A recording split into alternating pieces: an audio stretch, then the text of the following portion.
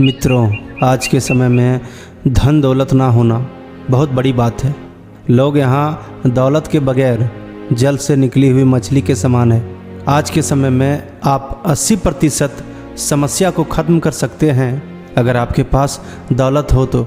आज हम देखते हैं कि लोग दौलत के पीछे पागलों की तरह भागे फिर रहे हैं। लोग दिन प्रतिदिन दौलत के नशे में डूबे जा रहे हैं। उसे बस पैसा चाहिए और कुछ नहीं, मानो उसने अपना जीवन जीने का तरीका ही भूल गया हो।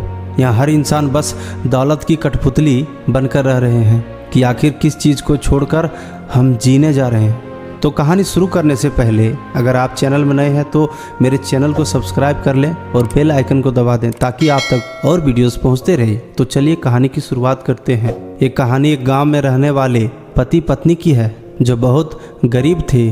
वह हर दिन खूब मेहनत करते लेकिन उतना धन अर्जित नहीं कर पाते जितना कि उन्हें चाहिए। उन दोनों को अपना जीवन बहुत ही तंगी भरा लगता था। अगर एक भी दिन काम पर नहीं जाते तो उस दिन उन दोनों को भूखे पेट सोना पड़ता। वह हर दिन भगवान को याद करता और कहता, हे भगवान, हमने कौन सी गलती कर दी जो हमें इस तरह के जीवन दिए हैं। एक दिन भगवान ने सोचा कि क्यों ना इन दोनों की परीक्षा ली जाए और फिर भगवान अपना वेश बदलकर साधु बन गया। एक दिन उस गरीब के यहाँ पहुँच गया। साधु दरवाजे पर खड़ा होकर बाहर से बुलाया। अंदर से आवाज़ देते हुए बोली। बाहर आने के बाद वह देखती है कि 3 साधु उनके द्वार पर खड़े हैं। उसने आदर स्वर में बोली, आप कौन हैं? तभी साधु ने कहा, पुत्री, हमें भोजन करना है, बहुत जोर से भूख लगी है। वह औरत अचंभित हो गई और सोची, इतने बड़े साधु हमारे घर भोजन के लिए आए हैं। उसने फौरन कहा, प्रभु कृपा करके मेरे घर में पधारिए और भोजन ग्रहण कीजिए। एक साधु ने प्रश्न किया, क्या तुम्हारा पति घर में है? औरत ने उत्तर दिया, नहीं, वह कुछ देर के लिए बाहर गए हैं काम के सिलसिले में। तीनों साधु एक साथ बोले, तब हम अंदर नहीं आ सकते। स्त्री बोली, क्यों प्रभु? साधु बोले, कुछ देर में सब समझ जाओगे। थोड़ी देर में पति घर वापस आ गया।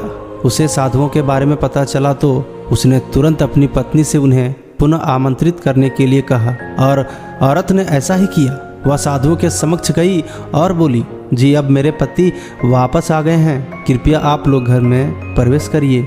हम किसी घर में एक साथ प्रवेश नहीं करते। औरत ने अचरज से पूछा, ऐसा क्यों है?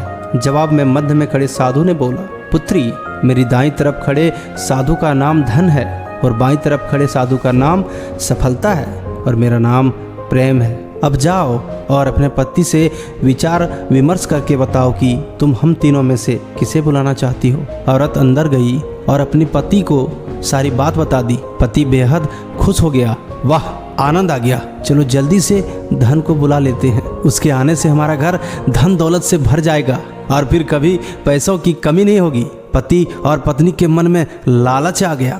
औरत बोली, क्यों ना हम सफलता को बुला लें, उसके आने से हम जो करेंगे वो सही होगा और हम देखते देखते धन दौलत के मालिक भी बन जाएंगे। पति बोला, तुम्हारी बात सही है, पर इसमें मेहनत करनी पड़ेगी। मुझे तो लगता है धन को ही बुलाना चाहिए। थोड़ी देर उनकी बहस चलती रही पर वो किसी निश्चय पर नहीं पहुंच पाए और अंततः निश्चय किया कि वह साधुओं से यह कहेंगे कि धन और सफलता में जो आना चाहे आ जाए। औरत झट से बाहर गई और उसने आग्रह किया कि धन और सफलता में जो आना चाहते हैं कृपया करके वो आ सकते हैं। उसकी बात सुनकर साधुओं ने एक दूसरे की तरफ देखा और बिना कुछ कहे घर से दूर जाने लगे। औरत ने उन्हें रोकते हुए कहा, अरे आप लोग इस तरह वापस क्यों जा रहे हैं? तभी प्रथम साधु ने कहा, पुत्री, दरअसल हम तीनों साधु इसी तरह द्वार द्वार जाते हैं और हर घर में प्रवेश करने का प्रयास करते हैं, किंतु जो व्यक्ति लालच में आकर धन